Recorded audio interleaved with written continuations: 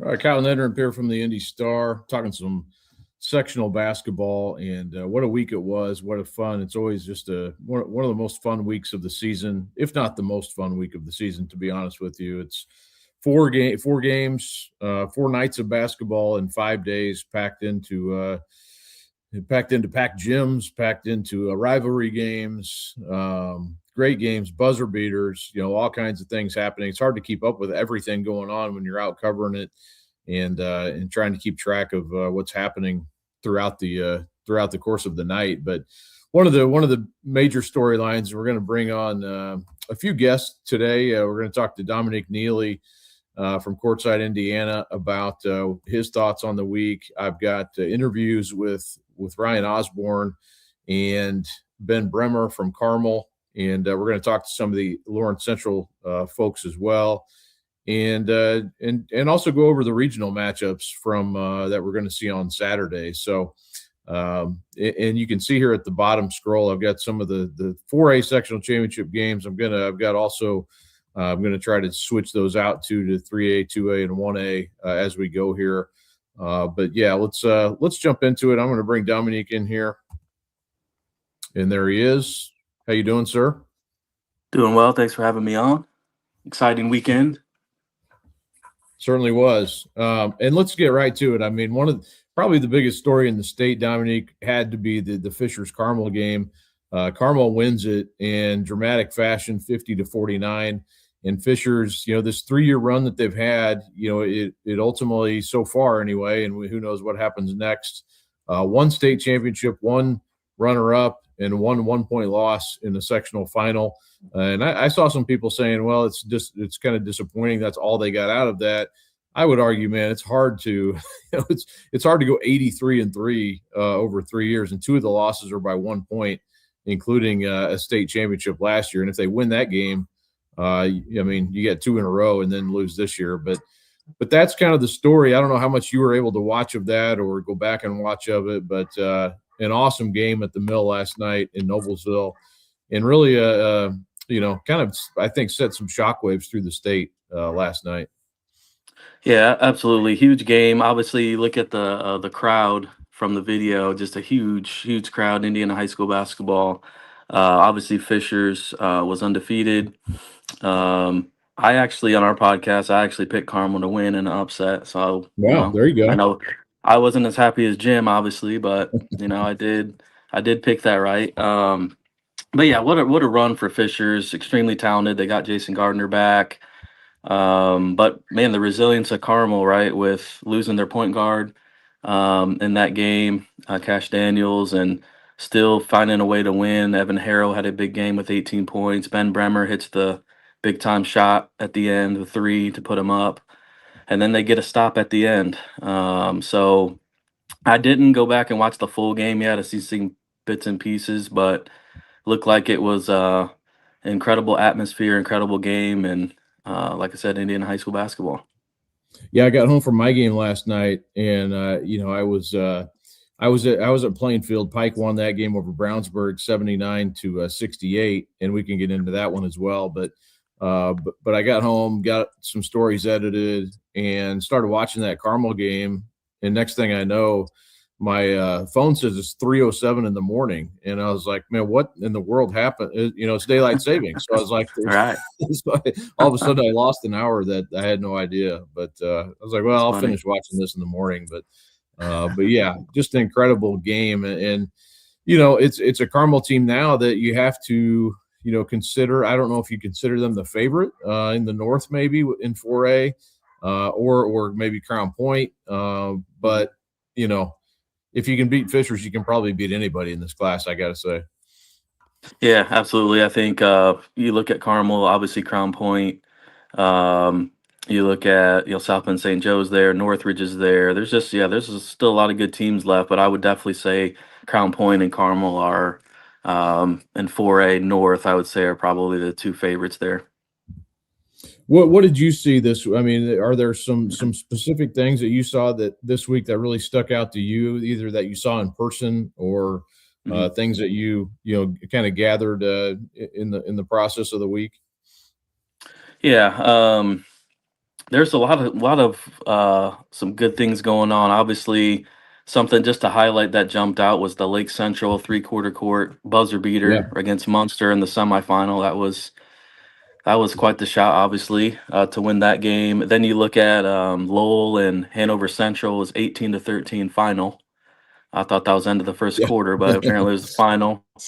Um, and then yeah, obviously Carmel Fishers. I mean, there's just so many good games going on. I ended up going to Huntington North on Friday for the semifinal games, and Homestead and Southside had a really good game. That Southside was right there, and like I said, Southside's dealt with an injury, but they just play so well together. They play for each other. They move the ball, and they were right there in the end with under 3 minutes left. It was a 1 point game. Couple balls bounced this way, couple calls, couple this, couple that, and they ended up losing there. But Homestead, Mac Welker played really well. I think he had 23 in that game. And then the following night ended with 30-12 against Wayne, and they ended up winning the sectional. And then on Saturday night, I went to the Blackford and Wapahani championship game at Eastbrook. And I thought that was a good crowd, two really good teams. Wapahani, Camden Bell, people probably maybe remember him from the state championship run they had a couple years ago when he was a sophomore. He was, I think he ended with 19, and it was a 49-39 game, so not a ton of points scored. So he played really well for Wapahani, but Blackford ended up winning that game. And Amarian Leggett, or Mari, was really good. He had 18. He was kind of the difference, obviously. But I thought overall, Blackford got a couple plays from some of the other guys that maybe don't show up on the stat sheet a ton with points. But I thought they made a couple plays in that game. Reggie Duran hit a big three, couple big rebounds, just little things that don't show up on the stat sheet, really. Some of these guys did that got them the win. So Blackford's moving on. Like I said, Homestead's moving on, but that's kind of where I was this weekend. And I was at the, I kind of bounced. I was at the mill at Noblesville there on Tuesday night. Wednesday night went down to Greenwood, the 3A sectional down there, which Ron Colley ended up winning that one. And it was kind of a little bit of an upset, I would say. Greenwood beat Shelbyville in the semifinal. Not a huge upset, but then Ron Colley comes back last night and beats Greenwood. And so Ron Colley moves into the first time since 2011 that Ron Colley's been in the regional. They won 56-44. And, Joey Ortman for Ron Colley played at Greenwood. He was a transfer, came in, hurt his back. He only played in one game up until the sectional. And then last night had 15 consecutive points during the first half of that game, and kind of got Ron Colley off to a great start. And they ended up winning by 12 in that one. It got to be pretty close, but Ron Colley put them away to win. That sets up an interesting game. They'll play Northview in a 3A regional next week. So I think that'll be a really interesting game. Cathedral also, I thought that one was one to watch, just knowing the rivalry with them and Addicts. And Addicts had them down by 12 at one point there. And then Cathedral comes back and really dominates the fourth quarter.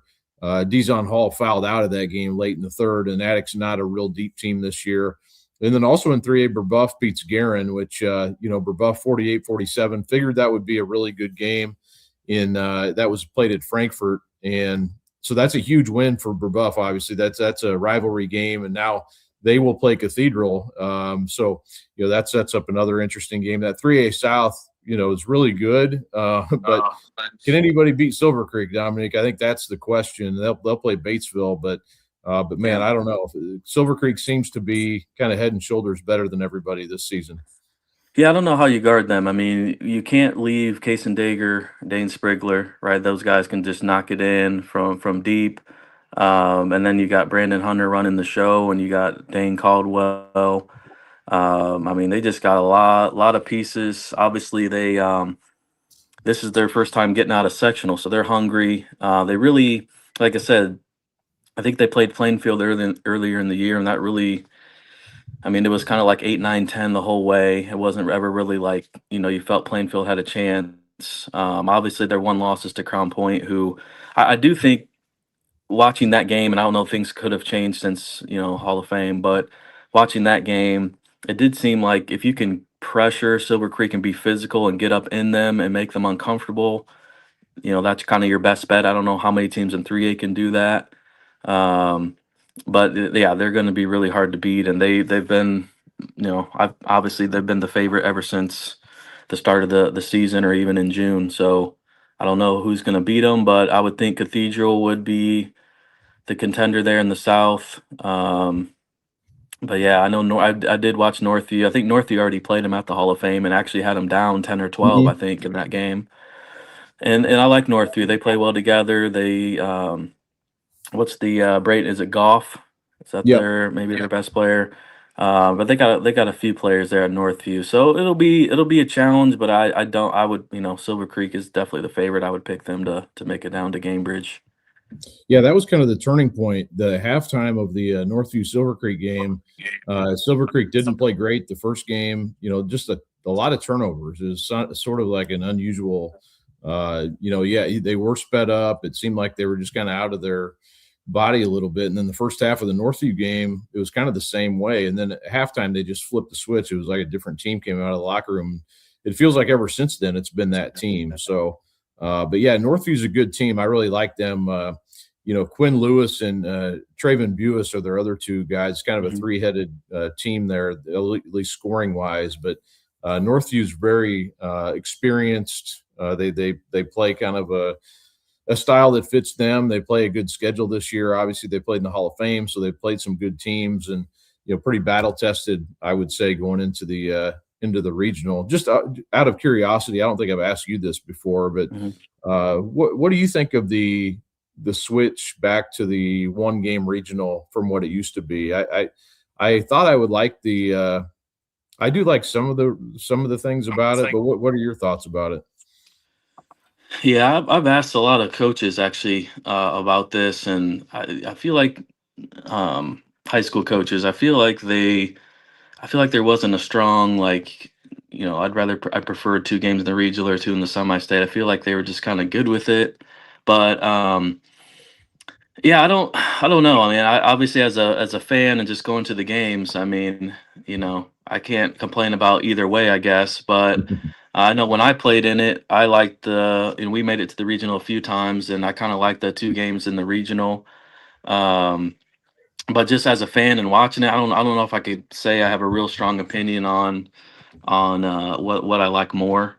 I will say it's it's been interesting the last couple years since they made the switch, just to see, like, obviously there's more regional champions, so you just have to win 1 game at the regional, then you're on to the semi-state.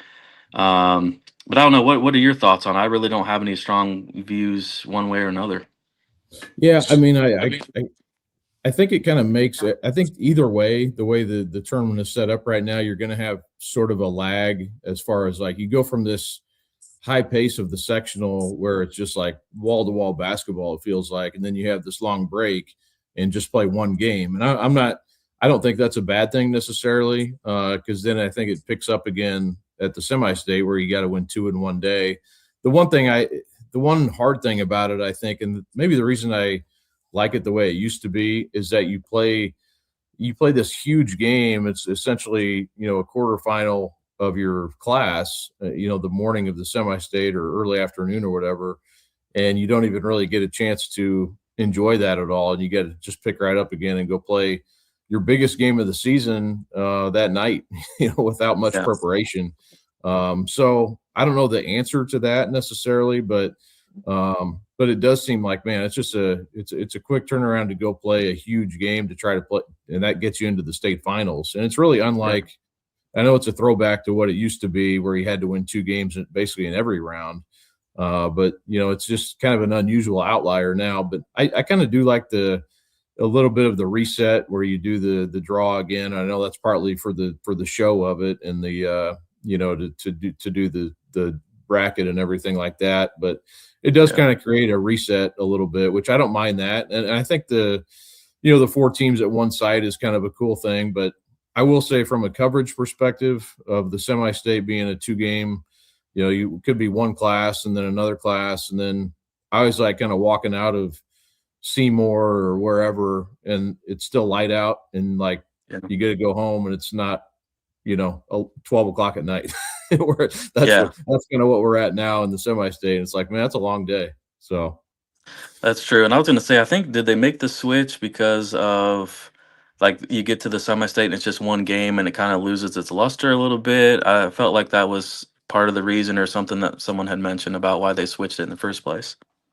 yeah, I think that's why. I think it's to kind of create some maybe a little bit more momentum later in the tournament, which that's something that Yeah. I actually thought was maybe a good reason to do it. But I don't know. I have mixed opinions, I guess. I guess ideally you would, maybe just have like kind of condense this down into a shorter amount of time, and play two games in a week instead of two games in 2 weeks, to have this so stretched out as it is now. But Right. to do that would kind of create you'd have to kind of take a sledgehammer to it. And I don't know that that's the answer either. So, Right. and also you have to factor in that, they're trying to get these games at the venues where it's going to be allow for the biggest crowds. And then also, they need the venue at Gamebridge to play for the state finals and make that date work as well. So that's Yeah. also part of all this too. So it's easier to complain about than actually know what all goes into it, which I totally get that. Right. But anyway, yeah, I was curious to ask you that, but I Mhm. wanted to ask you too about Columbia City gets through, and I don't know how close you were able to. It wasn't 18-13, but it was 31-22 last night against Northwood. Looked like kind of a knockdown, drag out type game, and I know we've talked. I've asked you about the 3A North previously, and I think that's maybe the portion of the bracket in any class maybe that's relatively the most wide open, I would say. And it kind of looks to me like maybe Columbia City is that team, and they have a favorable matchup against Hanover Central in the next round in the regional. But what do you think? Is Columbia City the team that can get through there in the north half of 3A? Yeah, and that's what I guess kind of we kind of coined that at the beginning of the year. We thought Columbia City would be at least one of the contenders in the 3A North. With South Bend St. Joe going up to 4A. Northwood lost a lot from last year, and Columbia City returns a lot of kids, and they're really good. I mean, they play so well together. Landon Richmond is going to Huntington. I always say he's the biggest 6'4" kid in the state. I mean, he just plays like he's about 6'7" or 6'8", long arms.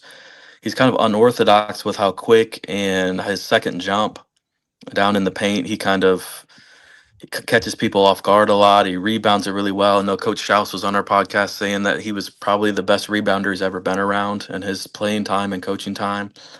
And then Owen Marshall is going to Bethel, 6'4", super athletic, can make shots, get to the rim. Ian St. John's a sophomore that can really make shots for them and stretch the floor. And then you got Trey Deckman, who's a Division I baseball kid, and Josh Eberly as kind of their role players that can hit open threes. They defend really well.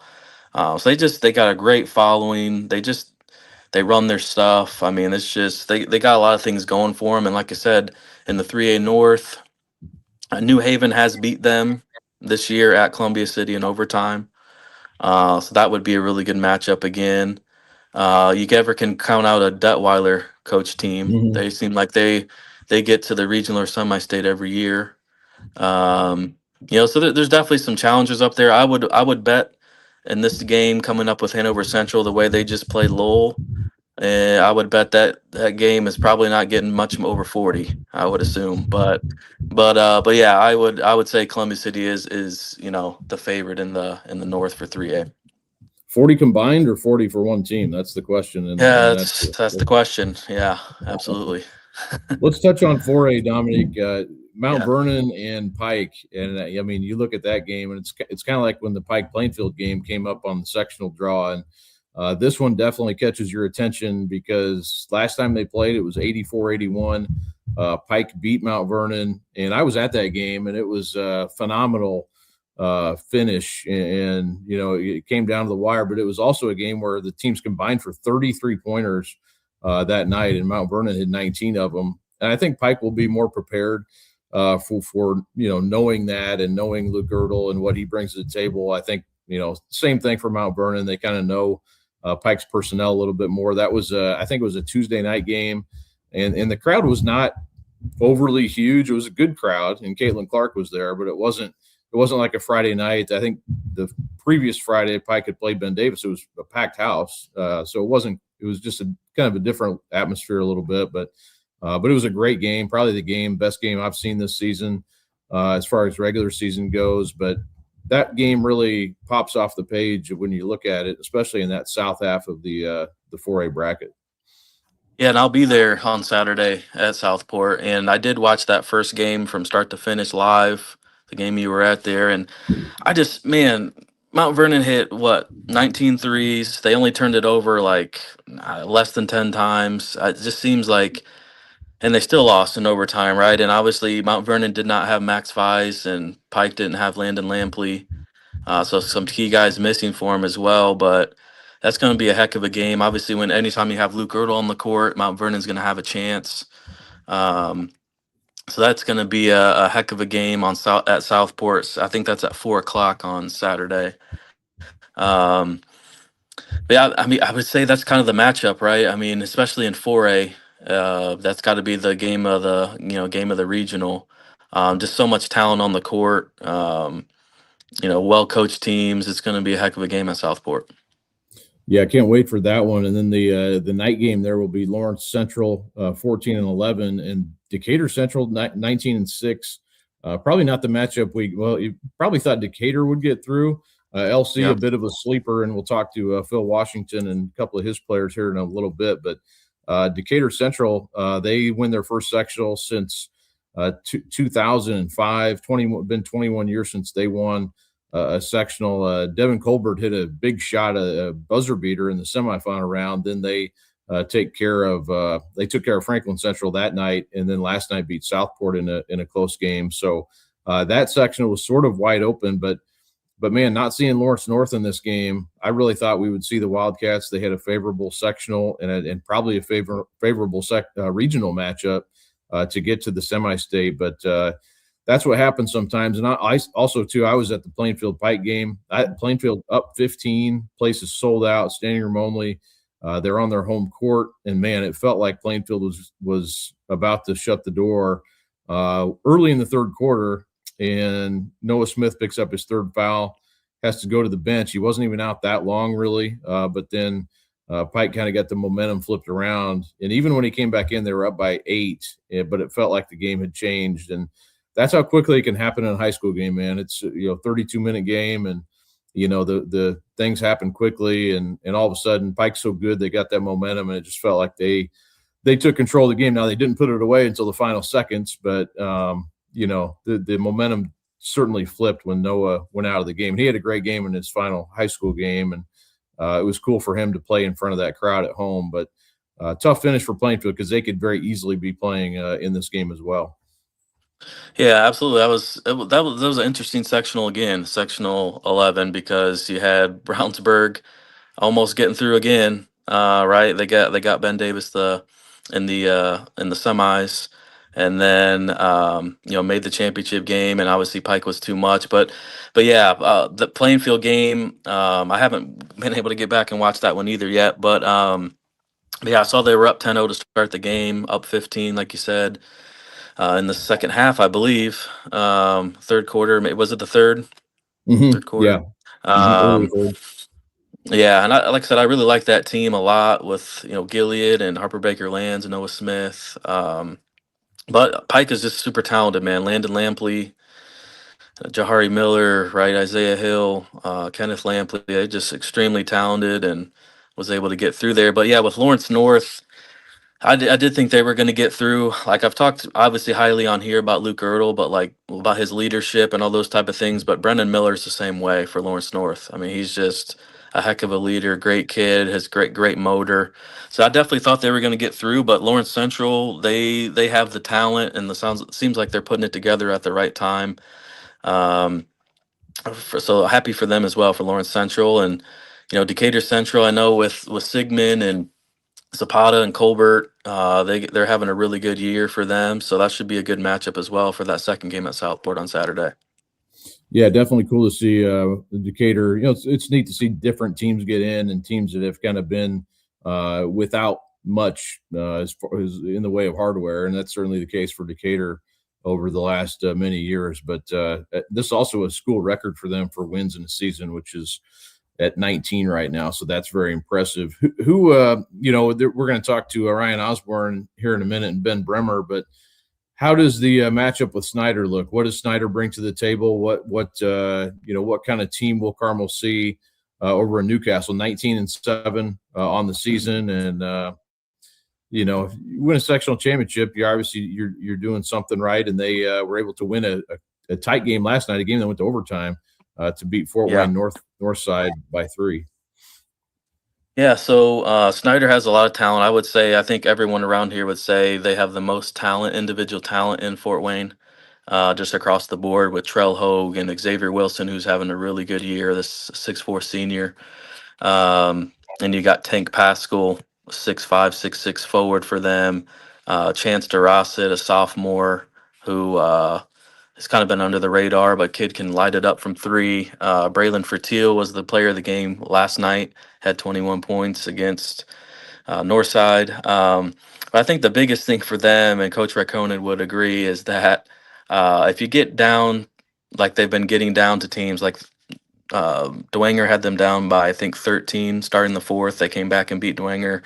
Lures had them down, I'm not even sure. I might have been 10 or 12 with like 2 minutes left, and Snyder came back and won. Last night, Northside had them down 15 in the 3rd, came back and won. So basically, the message is if you're getting down like that against Carmel, I think it's a wrap. That's what I've been telling people lately. Is just if you're down by 6 or 8 to Carmel, it seems like it's more like 12 or 14 or 16, right, type of thing. So I just think they're going to have to come out and get a lead or stay with them. They cannot get behind 10 or 15 in the second half and expect to come back on Carmel. They execute too well. They're so well. They play so well defensively. Bremer and Evan Harrell and all the Aiden Dickerson. I mean, they're not going to be able to get down to Carmel. So I think it'll be an interesting game. But like I said, they're going to have enough talent to be in the game. It's just, can they be consistent? Can they execute? Can they stay within themselves? And we'll find out on Saturday. Yeah, you don't want to get down. One of the things too to watch here, as I understand it, Cash Daniels was ejected from this game against Fishers last night because, if you go back and watch it, it was a weird situation where it looked a lot worse. When I went back and watched it, I didn't really even understand why anybody got teed up originally. It was kind of everybody kind of got in a circle there, but it was just basically a jump ball. And then, Cash Daniels runs off the bench, which obviously can't do that. And he was ejected for that. And he will not be able to play in this game by rule. So because of that, so that will be something to watch as well. And Carmel has plenty of, Ben Bremer has played point guard before. He did it last night against Fishers. So I don't think it's going to be a huge negative, but it'll be some sort of a storyline going into this game as well on upcoming on Saturday. So the other game too, I think of note. I mean, all these games are of note, obviously, but Crown Point and Chesterton. Crown Point had to battle against that Lake Central team that you mentioned, Dominic, that won on that miracle shot, which is it gets lost in the shuffle when you don't win a sectional title. But man, what a moment that was to hit that. But Crown Point had to battle that. Lake Central is a very well coached team. I've seen them play. They come down here and play in the North Central Holiday Tournament the last couple of years. They're always a very well coached, good team. Crown Point had to battle to get through them. Chesterton and Crown Point, that's a rivalry game that both those teams have been really good these last few years, and that'll be a tough game, I think, for Crown Point on Saturday. Yeah, Chesterton. I've talked about Crown Point on here the last 2 times I've been on, but just with Chesterton, they got a really nice group. Obviously, Coach Urban, really good coach. He's going to have them ready to roll, but Logan Picorni's been playing varsity since freshman year. He can really fill it up. I believe he's going to Taylor. TJ Ray, a junior guard, can really fill it up from the perimeter, and he's really developed into a point guard as well, distributing. And obviously, Bradley Basilla, the sophomore, 6'7", forward for them, is super talented. And then, they got Xavier Watts, that fills his role, the Camden Schneider kid. They got a left-hander off the bench that can really shoot. They got a left-handed guard off the bench that can play. So they have a lot of pieces, and they certainly can put a game together where they could beat Crown Point. Like I said, Crown Point to me would be the favorite, but I think that's two region teams. They know each other. I believe they might have played last year in the regional, maybe. Um, can't pull that up right now, but either way, like I said, it's going to be a really competitive game. And I was hoping some of these matchups in the northern half of the state, I guess southern too, but in the northern half of the state, I was hoping there would be some better, I guess, of games of that I'm interested in. I was hoping there was more of those matchups at regional where both games are two games of interest for me, but I kept being kind of only one, so that's why I'm heading down to Southport. Um, but regardless, yeah, I do think that's going to be one of the top games up north for sure, Chesterton and Crown Point. We'll also be at Southport, so look forward to seeing you there. But yeah, Chesterton and Crown Point, they used to be in the same sectional together, but last year Chesterton actually lost to Portage. I think it was the first round of the sectional or the semifinal. But that will be these teams play each other in the season. And Crown Point, I know, handled them fairly easily during the season, but I would expect that will not be the case this time. I mean, it could be, but I think it'll be a closer game. Chesterton 22-4. Crown Point, of course, 22-1, and a team we've talked about a lot that could. I'm sure they were happy to see Fishers get knocked out last night, probably like a lot of people were. But after losing to them in the semi-state, you'd probably rather play somebody else if you make it this year. So they were probably not too unhappy about that. Northridge and South Bend St. Joe too is also a great matchup. From a stylistic standpoint, that's two polar opposite teams in a lot of ways where, Northridge will hold you to 40 some points and St. Joe will try to score 89 points. So that'll be a fun sort of matching of, X's and O's matchup there. Yeah, that's going to be a really good one. Obviously, Northridge is going to try to get, feed Brady Scholl and Hayden Johnson, kind of their duo. St. Joe's going to try to obviously get up and down, pressure you. I mean, Nick Shrewsbury, Elijah King, Ryder Place, Ethan Roseman. I mean, they got a lot of pieces at St. Joe, and like I said, Northridge is definitely Hayden Johnson and Brady Scholl, and then the role players around them, which have been playing really well for them. So that's going to be interesting. Like I said, Northridge both teams have been battle tested all year. I know they got challenged in the sectional. Both teams. I mean, St. Joe came out of a heck of a sectional.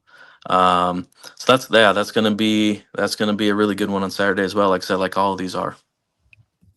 Yeah, I can't wait to see what happens. Before I let you go, anything in the smaller classes that really stood out to you? Couts lost, which they were ranked number 1 and undefeated, and Marquette Catholic got them by 2. That definitely stood out to me. Anything else that you in 1A or 2A that really stood out to you? I would say not too much in the sectional. Off the top of my head, but I'm just looking forward to some of these matchups in the regional with Westview and Gary 21st. Mm-hmm. I think that's going to be a good one. Blackford and Lapel. So looking forward to some of these regional matchups, but nothing too crazy. I don't think in the outside of Couts, like you said, Marquette Catholic beating them. I don't think anything else happened too crazy in the smaller classes. Triton Central almost got beat during the week to Eastern Hancock.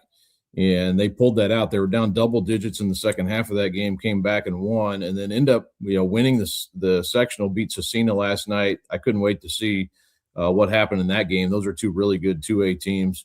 Triton Central wins, and now we'll play Ritter, which that's, again, a great matchup. Ritter came out of a good sectional as well, beating University last night, and they were able to win that by 15 points. So that University team that lost Josh Henderson, who's with Carmel now, so that's another, kind of forgot about that storyline. Could be a part of the team here if they can win this week. So that comes back to fruition a little bit. But at any rate, that was kind of it. I didn't see, there weren't a ton of upsets, I don't think, and there were some really good games. Paoli got through. They finally beat Providence, and they stay undefeated, so they're the number one team in 2A advances.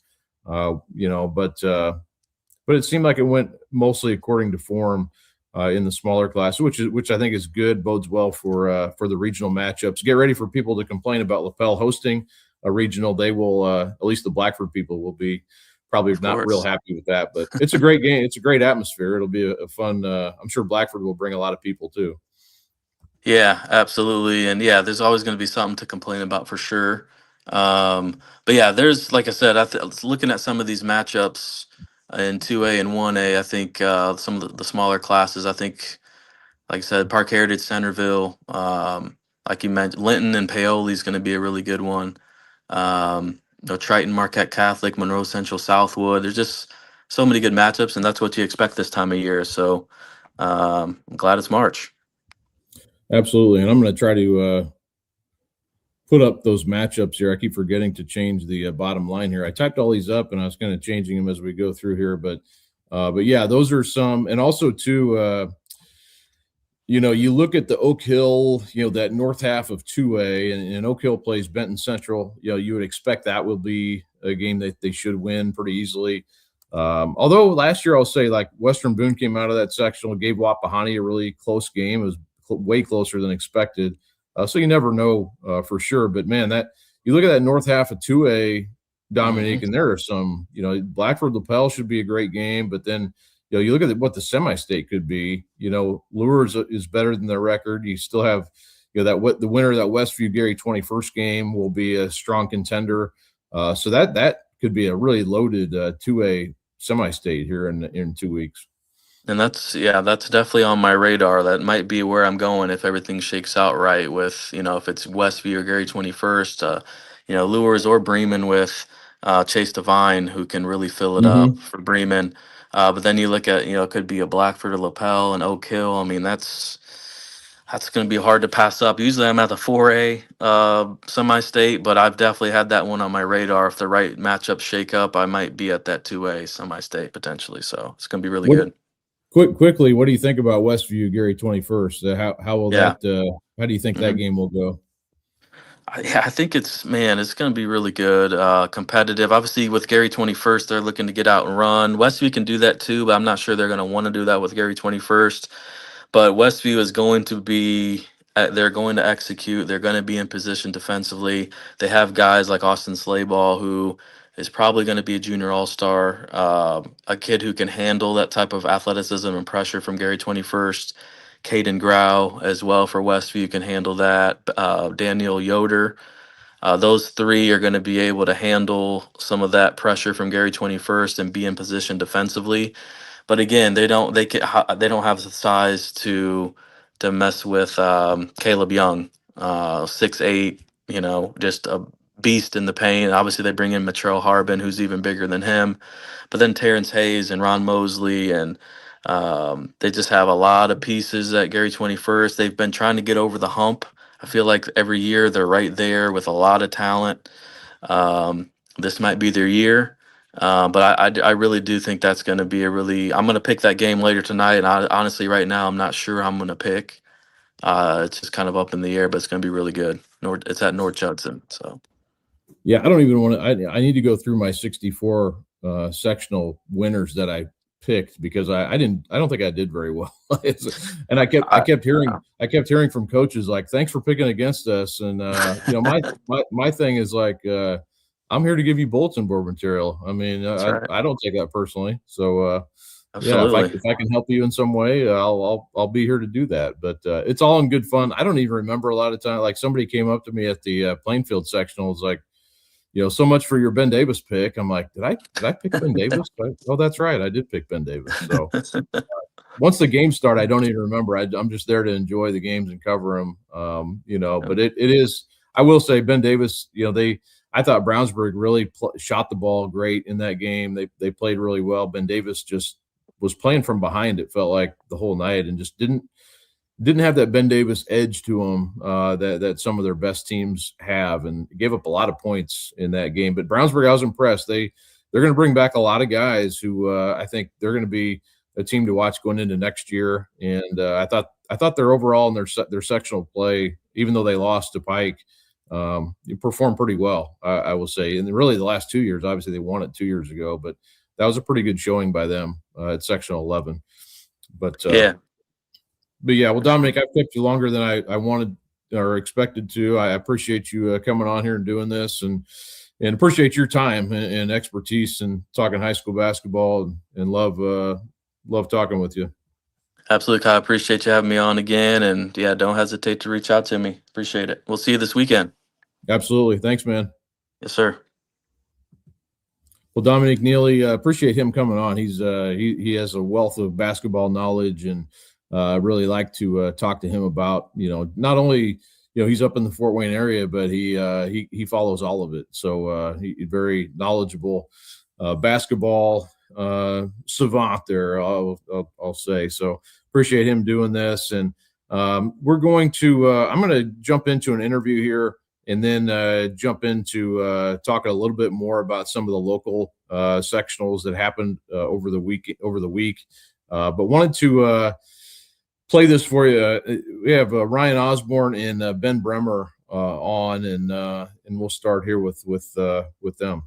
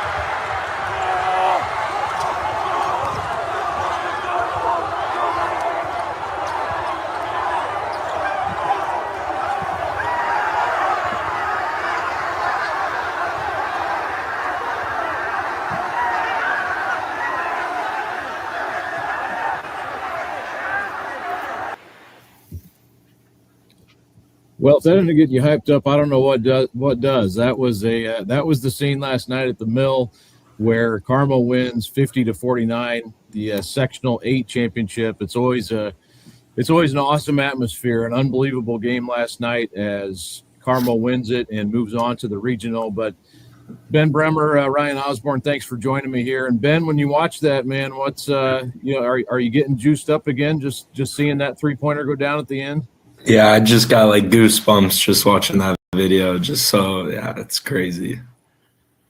Well, Ryan, you guys had it was a roller coaster of a game for sure. And I was at the Pike Brownsburg game over at Plainfield, watching it on my computer as it went down to the wire, trying to watch it and cover the game I was at. But and then went back and watched it again last night, and just a phenomenal game. I mean, there were so many twists and turns, so many things that happened on both sides. I mean, two great teams going after each other and playing a great game. But when you have a moment to reflect on that game, Ryan, what kind of hits you the most?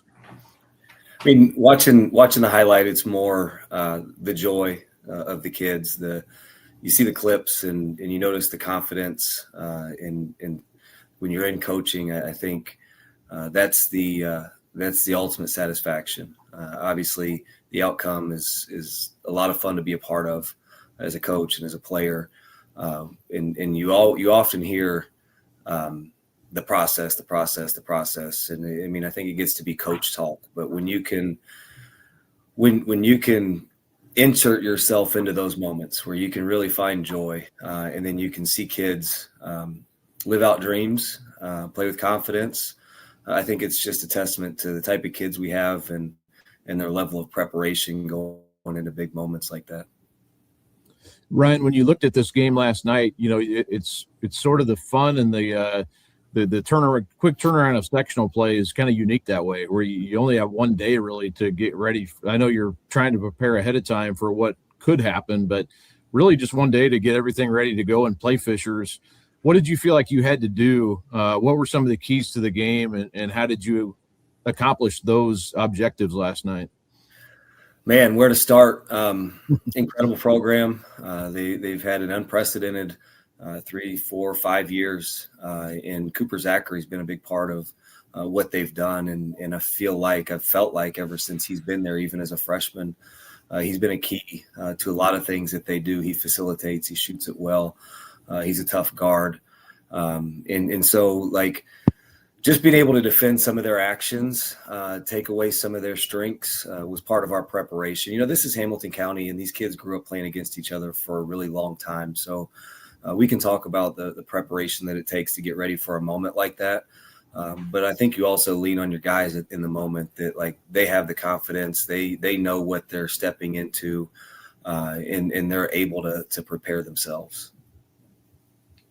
And Ben, there was a situation where, there was a loose ball, a scrum over on the one side of the court. It wasn't, I wouldn't say it was a scrum. It was basically just a jump ball that ends up, nothing really happened. But Cash Daniels does come off the bench. You can't do that. He has to come out of the game. That obviously changes your whole, it changes a lot for your team, obviously, Ben. But you've played point guard before. You've been in this role before. What's kind of going through your mind when that happens, and how did your role change the rest of that game? Yeah, I mean, my main thought process is just bring everyone together and just come. As long as we're playing together, I still think we can beat anyone in the state. And as if we come together, that's what we needed to do. And that was my main goal after that happened. Just keep our heads, everyone come together, calm down, just keep playing. Ryan's halftime was shortly after that happened. Were you able to kind of get reset and kind of go about what you needed to do to adjust to your personnel change there? Yeah, absolutely. We have a mature team. The guys have a lot of experience. They have a lot of trust in each other. Obviously, big blow to things that we have planned to do. But again, it's a testament to our guys and their confidence and their preparation and trust in each other. It's the ultimate team game. And we play a lot of team basketball, or that's our goal. And the conversation typically surrounds like when things don't go well, you have to find ways to pull yourself together a little bit tighter. And they've taken a lot of ownership in that. I give them credit. Like I could sit here and talk all day, but those guys, they've learned a lot in the last 3 years. They've learned how to lead. They learn how to execute in key moments, and more than anything, they believe they can do it. And as a head coach, that takes that's a heavy load. And when you can trust your team and know that you have leaders on the floor that are extensions of the bench, then it takes a lot of key moments out of the coach's hands. Well, as I got done with everything last night, I came back home. I was watching this game over again, and and the clock, it was about 2 a.m. and all of a sudden it said 3 a.m. I was like, oh yeah, daylight savings time. I lost an hour here. I better get to bed. But I went back and finished watching it again this morning. And Ben, I got to say, you're in a key spot there. Cooper Zachary comes down and just hits that massive three. And that's just what he does. He makes those big shots. He's a clutch player. Like Ryan mentioned, he seems like he's been around forever. The next possession, Ben, you get a chance. You're not even open that long, really. I mean, it was and I forget. You can probably tell me made that pass to you. But what's kind of going through your mind there in the wing as you're open briefly and you shot it with a lot of confidence and it went in? Just, I mean, all week we've just doing our shooting drills, like any amount of space. Like I feel like I'm going to hit it. And Vince gave me a great pass. It was a strike, just catch and shoot. And that's what I'm best at, just catch and shoot. Ryan, what did you see there? Great team play. We had called something out of a timeout, and Fishers guarded it well. Evan ended up getting a drive, drew help, and then made a great play. I think there's been moments where he could get going, he could get sped up, and I thought he got to balance, he got to control, and made a great pass to Vince, and they were closing out hard on Vince. So you give all three of those guys credit to a winning play. Vince gets a shot fake and gets a guy off his feet, draws help for a second. Can't remember if he took a dribble to draw the help or not, but quickly got it to Ben. And like Ben said, the passers make the great shooters, and had that pass been off, that's a harder shot. And so credit to Ben for being ready. Credit to Vince for delivering the pass. Credit to Evan for maintaining just an overall team play and to step up in a key moment and knock down a game-winning shot essentially was huge. Now, I've watched that video over and over, and I think that this is a key thing that maybe coaches pick up, and maybe not to the casual fan, but if you watch that, Ben hits the shot. There's about 19 seconds to go. They quickly inbound the ball, and now all of a sudden it's in Gardner's hands, and he's going 190 miles an hour off the floor, and our guys are converging on the ball. Do you guys recognize who picked the ball up? Anybody? Did you remember, Ben? I think it was Aiden. It was Aiden. Do you know who stopped now on the baseline? Yeah, and it was Aiden again. But it just kind of stands out as guys are so unselfish, and those are winning plays, Ben. And so you put Julian on the floor, and he passed up the shot that got to the play to get to Ben. You name 5 guys in a period of 30 seconds to win the game. It's the ultimate team game, and it took all 5 of them and 4 timeouts on 4 different out of bounds plays and different adjustments and different conversations in a huddle. Man, the execution was elite. I was going to say, because after the shot, and that's a good point, because how many times have you seen Jason Gardner come down after even a made shot and go get a layup? I mean, right down the middle third. It's uncanny how fast he is to get to the bag. There's nobody faster that I've seen be able to do that. But you're able to stop them. But it's almost like, Ryan, first down, second down, third down, fourth and goal. It felt like in the last part of the last few seconds of the game. But so many different scenarios, and then with 2.3 seconds, Garrett's going to come up with a good out of bounds play, and they do get a decent look for Kai McGrew, and then of course Cooper tips it in, but it's right after the buzzer. But it's kind of describe the emotion, as the different timeouts and things happen. What are you trying to prevent from happening there? I think you try to you're confident in the moment. You don't want to create any kind of chaos. Confidence in our guys, and we're a man-to-man team, and we talk about winning games with defensive rebounds. And we did come out of one timeout, and we were in a 2-3 zone, and it required them to take another timeout and draw up another play. And that enters the mind of player decision. What are they going to be in? How are we going to be able to execute this? And so I think the main thing is maintaining composure. And if our huddle is composed and our players are confident, they did a really good job of executing. And again, you look at that side out of bounds play, Evans on the ball, he does a great job of shielding the basket the best that he can. Aiden gets through the back screen by Cooper, but they both end up falling down. And Kai really gets a good catch in the short corner, and Vince leaves his man to go wall up outside the paint. That just disrupted the shot enough without fouling. So again, it's just one of those things that our guys, I feel like, are totally connected and trust each other. And when it's ultimately about winning and nothing else, man, the locker room is fun, the team is fun, the huddles are intense, and everybody seems to be on the same page.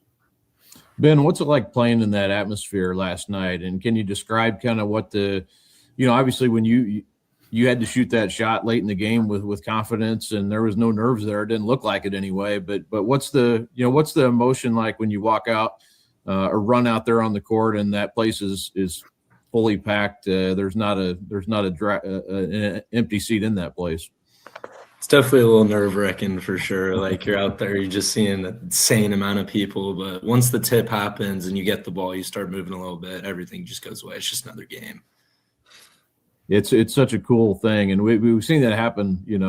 Whether it's at your place or Noblesville, it seems like every year the crowds are so awesome. It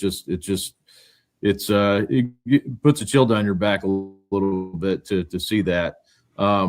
Ben, why do you think this team was able to get it done? I mean, what's maybe different about this team? What nobody's really been able to, other than that Jeffersonville team last year, which was, we knew how good they were in the summer when they were fully healthy, and then they showed it when Trey Singleton got healthy. But nobody's really been able to beat Fishers. How did you guys figure that out last night? How have you had such a good year this year? Just like we all know our roles and what we need to do to make the team better. The thing is do what you need to do to the best of your ability. And if you do that, I don't think anyone can beat us. And Ryan, how about you? What's your perspective on that? I mean, like I said, Fishers, the last 3 years, I think they're 83-3. It's an incredible run. 2 of those losses happened to be by the Greyhounds. Our guys believe. They believe they can be in big moments. They believe they can. Anything they put their mind to, they can do. If they're willing to sacrifice for the good of the team. We have some tough dudes. We have some smart dudes. It doesn't mean. I mean, we feel like we can beat anyone. And on the other side of that coin, we can be beat by anyone. The margin of error is always really small. You got to respect them all. You don't fear any of them. And without getting down that coach cliche type talk, like, it is real. Our guys believe that they put the work in, and watching that clip, you see it come out. Like, in those moments, there's you can see it in their eyes, a level of confidence, a level of belief. And we've been in every single game this year. In every one that hasn't turned out our way, we've just looked at as a moment to learn something about ourselves. I think being undefeated is dangerous. Mm-hmm. Like that's a tough position to be in, because your faults are masked. Like, yeah, we can have some faults, but we continue to win. So do we really need to get better? Do we really need to change anything? And not that I love losing. Like, I hate losing. It's like the next guy. But we're all able to respond, and those just gave us opportunities to reflect on some key pieces. And we've talked about it as a team all the way through the year, into quarter situations, playing the game with a lead, how to finish a game that may be a 1-possession game with 30 seconds left on the clock, out of bounds situation. Like, we've covered many situations because we've learned in places where it didn't turn out the way we wanted it to. In Carmel, we'll move on now and play Fort Wayne Snyder. That will be at Newcastle. That's a little bit of a unique situation too. Cool situation to play at the Newcastle Fieldhouse in the regional.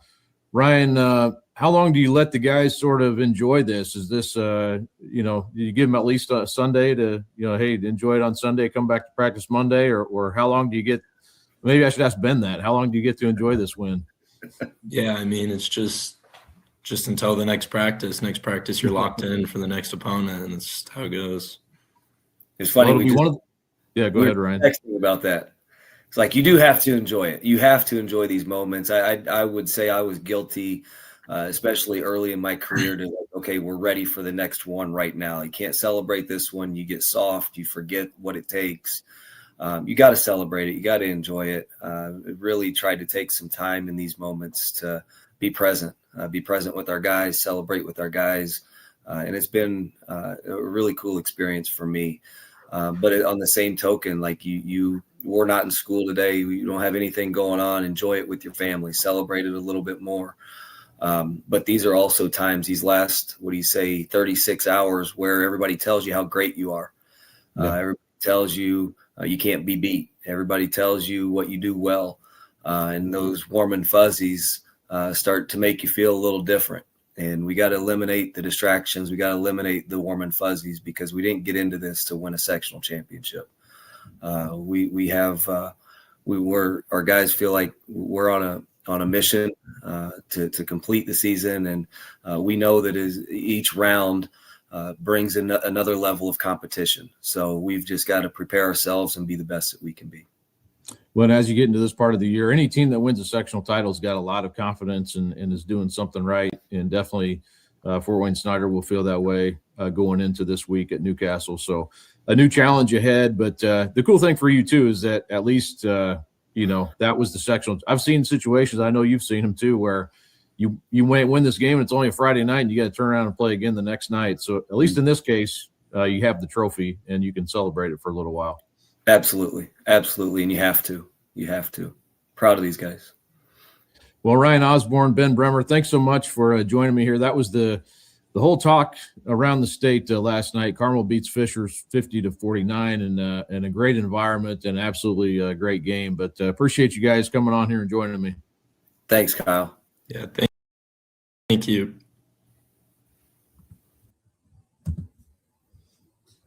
Thanks again so much, Ryan Osborne and Ben Bremer, for joining me. And huge win. Obviously, that was the talk everywhere last night. Even after my game, with people talking that I was talking to Pikes players and Brownsburg's coaches, and it's just I think everybody knew Carmel could win, but when you do see Fishers go down to defeat for the first time in since last state championship game. And they've only lost 3 games over the last 3 seasons. It's pretty stunning. And Carmel's done it twice. They beat them in the regular season 2 years ago, and then win that huge game last night. And now they move on. And I think they'll be a pretty significant favorite in the regional there against Fort Wayne Snyder. Of course, that game, like I said, will be played at Newcastle.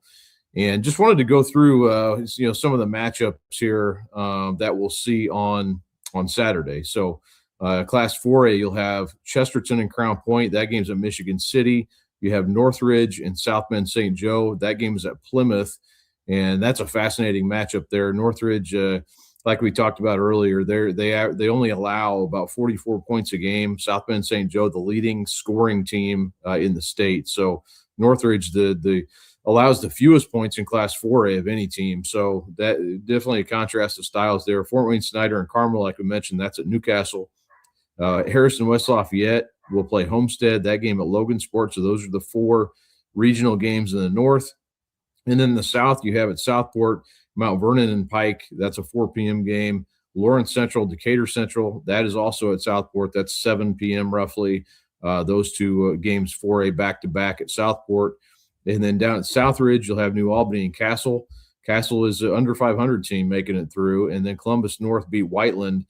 So Columbus North will play Terre Haute North, which had to survive J.R. Holmes and Bloomington South. That was a knockdown, drag-out game. Was kind of following that one last night also. But Terre Haute North gets through. That game will be played at Greencastle. So Terre Haute North, I would think, again, they should be the favorite there at Greencastle. That game's at 7 p.m. And then 3A, running through these in the north, Columbia City, Hanover Central at Plymouth, East Chicago Central and Mishawaka Marion, which won a 3 overtime game last night.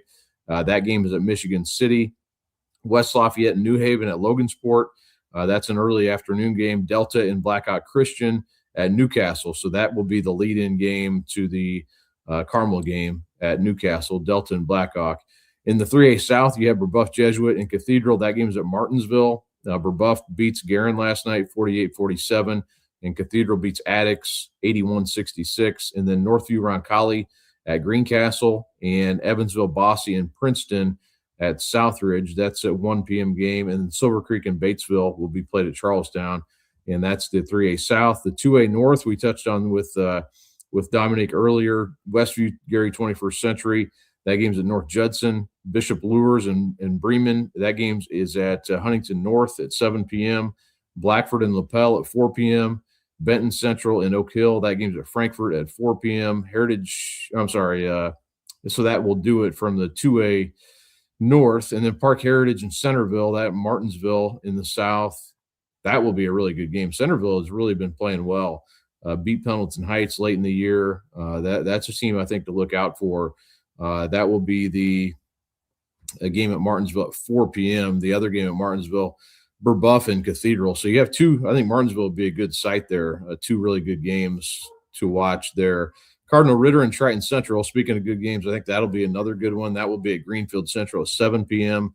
Paoli and Linton Stockton at Seymour. That's at 4 p.m. Austin will play Forest Park. That's at Charlestown at 1 p.m. And then in 1A, Fort Wayne Canterbury against Tri-County at Huntington North at 4 p.m. Triton will play Marquette Catholic. That game at North Judson at 4 p.m. Marquette Catholic upset Couts last night.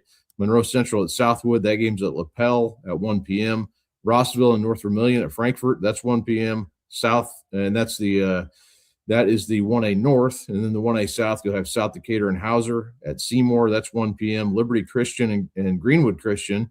Greenwood Christian comes out of that Lutheran sectional. That will be at Greenfield Central at 4 p.m. Bar Reeve and West Washington at Washington. That's at 1 p.m. And Northeast DuBois and Bloomfield at Washington at 4 p.m. So you have back-to-back 1A games there at the Hatchet House, Bar Reeve, West Washington, Northeast DuBois, and Bloomfield. Should be good crowds there for those games, I would think. So that will do it for the regional pairings. They're all set for Saturday at various sites around the state again. This is, I think, the third year of the new format for the regional. And then they will do the draw next Sunday, the 15th, for the semi-state to see who plays who and those where those games will be. The IHSA draws those the day after the regional games are over with. So jumping into another interview here, we have joining us Phil Washington, Jeremiah Bellamy, and Duron Harris. Lawrence Central first sectional title since 2019. And let's go ahead and all right, our next guest now is the Lawrence Central Bears, Coach Phil Washington, and Jeremiah Bellamy, who had a big game against Lawrence North last night. Sectional 10 winner, LC. I know I was maybe calling you guys a sleeper, Phil, and the Bears came out of hibernation last night and won the sectional championship. It was first sectional title in 7 years for LC. And I think a championship maybe that some people didn't see coming. LN had a really good season, obviously. Yeah. You guys had played them close early in the year, lost by 2. I covered that game. Was a really good game. How'd you guys get it done last night, Phil? The preparation leading the whole week really, I think, got it. I think it was a great thing that they started off with Tech was a good game for us because of their personnel was real good, and the guys really had to channel in to stopping what they do. Going on to the Warren Central game, we felt like it was going to be probably the toughest game out of the whole sectional just because of, the relationships between the schools and, of course, one of the players that transferred and, a lot. That's a lot, you know what I mean? So going into that game was a big mental toughness game, along with how physical Warren played. And I think those 2 games helped us get ready for Lawrence North. And Lawrence North, they played North Central, which is, pretty good, but I know they had some issues with getting there before, and Lawrence North was already ready to go. So I didn't think like Lawrence North really had that test that we had to have in order to get to that championship game, and I think it all paid off at the end. And I should say Duron Harris joins us too. Hello, Duron. How are you today? I'm good. How are you? Good. Well, Jeremiah, talk on Jeremiah, Duron, if you will. He had a huge game for you last night, 19 points, and came up big. I know Brendan Miller for LN, that was his last high school game he played last night. He'd been a great player for a long time there at LN. But how much what did he do for you last night? Well, Jeremiah, he's been out for a long time, and with him coming back, it's been big. I love playing Jeremiah, the physical battle that he's fought with Brennan Miller last night was unbelievable. I seen something that I've never seen in Jeremiah before, which was big. I love playing with Jeremiah. I've been telling him that since he been out. The physicalness, the rebounding, the energy he brings, everything is just huge for us. And I'm just glad we got Jeremiah back. Jeremiah, talk about a little bit about what this year has been like for you. Hasn't been ideal for you because you had to be out coming back from that injury. But how has this been for you? And then what's it like to see that pay off last night with the big game and in a big game for your team and individually? I feel like this year, even with me being out, it's still been good because I've still been able to like impact somehow on the bench, watching games, seeing what the team needs to do like better or like our weak points are, and being able to help them, talk to them on the bench and practice, help them out, tell them what they need to like improve on. Then coming back is it's a great feeling because like you already know what we need to do better, and now you're out there to like help them and actually do what needs to be done and just impacting the game. And with the game last night, I just feel like everything just came together, all the waiting, all the hard work I put in when I came back, and just everything, just all the work paid off. And Phil, what's it like for you to see that happen for Jeremiah? Obviously, that's you needed that last night from him. Yeah. We of course I actually called him earlier that day, and this just reaffirmed him that he's healed. And I know that he came from North Central, which that was a lot by itself. So he dealt with a lot. You know what I mean? A lot of adversity was thrown his way. And he's a great kid, great student. And for him to go down right before a season, it was heartbreaking. But to watch, how he rose up from that injury and continued to stay prayed up and do his workouts and continue rehab. He found his way back, and you could feel his presence once he got back. Everybody from the outside looking in that watches us play, they was just like, man, when he got back, that was the missing piece. That a full, healthy Jeremiah, complemented with these guys around. It's a good, complete team.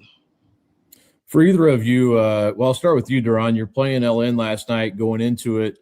You only have basically one day to prepare pretty much, after you beat Warren Central. What did you feel like you had to do against LN, yourself personally and also team-wise to beat them last night? Well, like I always say, I'm an extension of the coach. And for our coach not to use his voice as much, but it starts in practice, especially with our practice team. It started with them. They executed the opposite team's plays, everything well, and it executed during the game. We just brought energy, and we stuck together. And what's it like for you going against that LN team? You guys know each other obviously really well, having played against each other before. You're in the same township. There's a lot of familiarity between the two schools and two teams. Yeah, it's been a battle for a long time. Like, I've played against these guys since 7th, 8th grade. It's always been a battle. Always brought many people out. It's just fun. It's just a moment like where you just enjoy. It's like a surreal moment. Crowds packed out. It's loud. It's just fun. It's a great game, great competition. It's a great team, always. Won again 70-57 last night.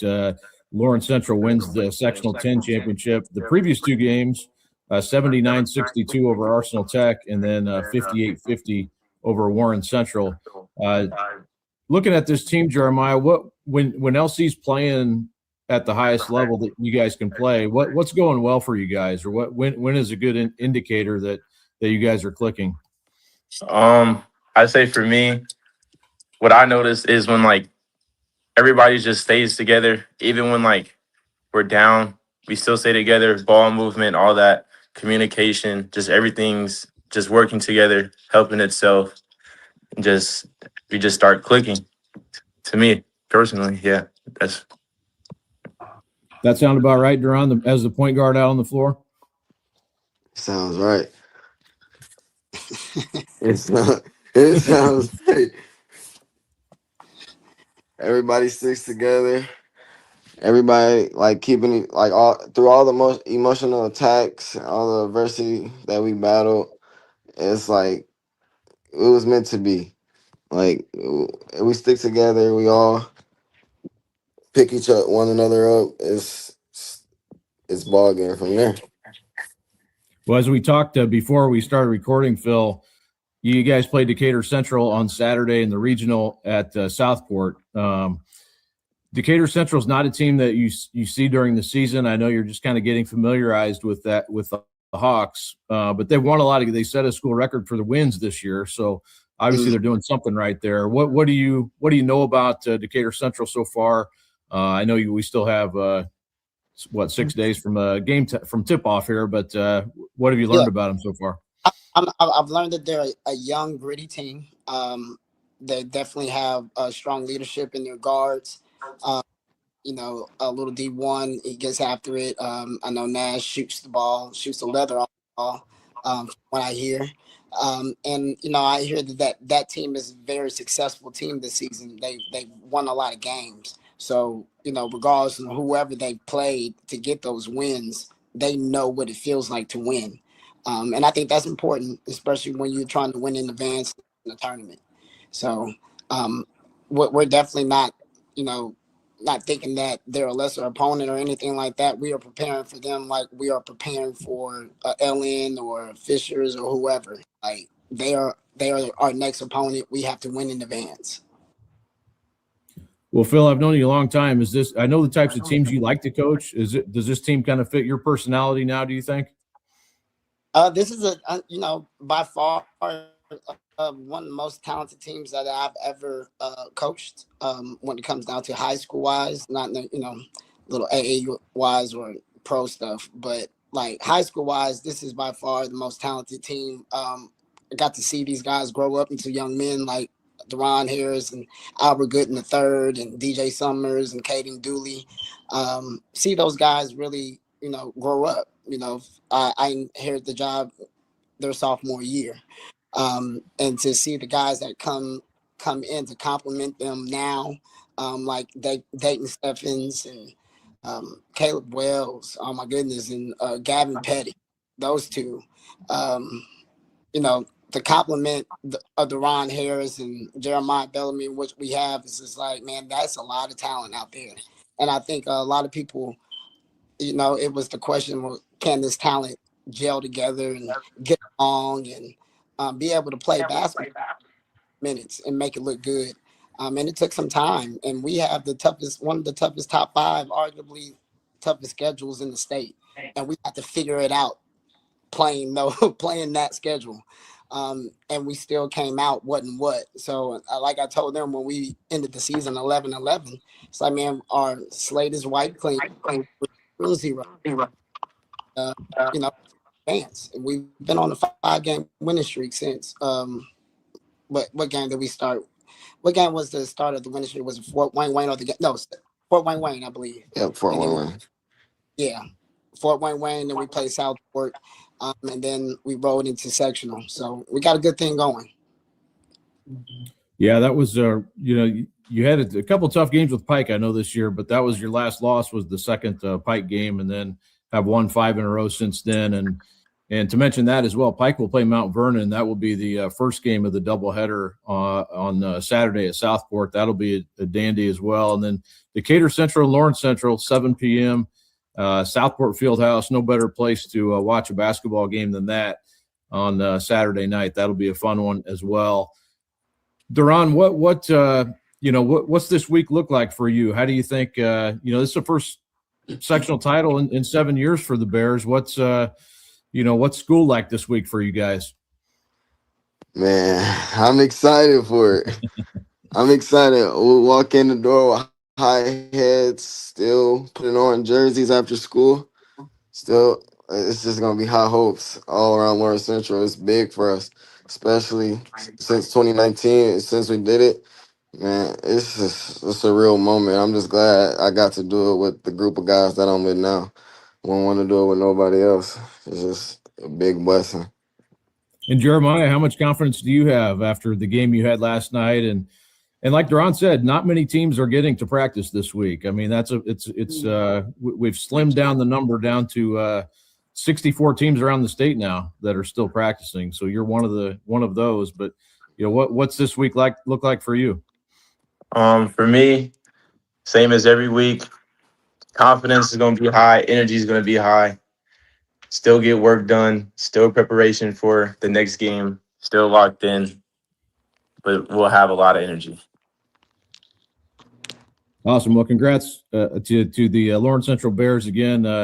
14-11, 3 wins in the sectional and 5 straight overall for Lawrence Central, which plays Decatur on Saturday night at Southport. Guys, thanks for popping on here with me. Yes, sir. Thank you, Con. Thank you, Frank. You bet. We'll talk to you.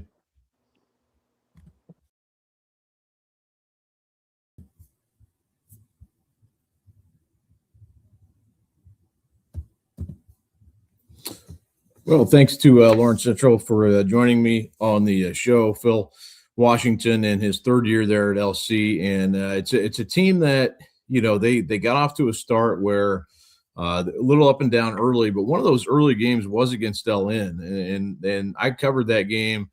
Went right down to the wire. It was 80-78. So there's those two teams know each other so well.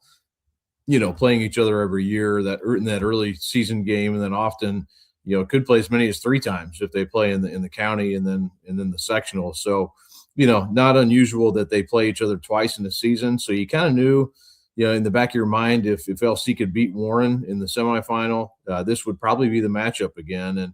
And sure enough, it was, and felt like it would probably be, potentially could be a close game. I can't remember. I know I picked LN to win it, but I felt like it could be a close game. But LN has been so good all year, and I kind of, you go with the pick there that I felt like they were the better team most of the season. And I had some people saying maybe that wasn't so much of an upset. I don't necessarily disagree with people saying that, because LC obviously has the talent to win that game, but.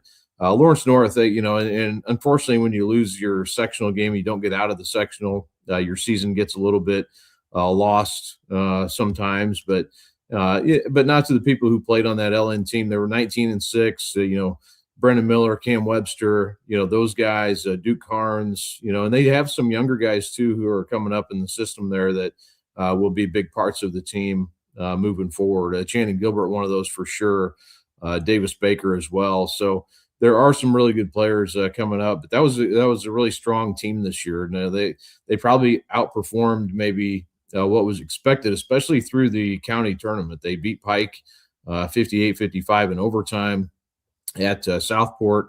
That was a real and that was Pike's last loss. So to beat that Pike team, I think showed what they could be at their best, but weren't able to. They lost right after that to Plainfield, and Carmel handled them pretty easily. Pike beat them in another really good game. I covered that one as well.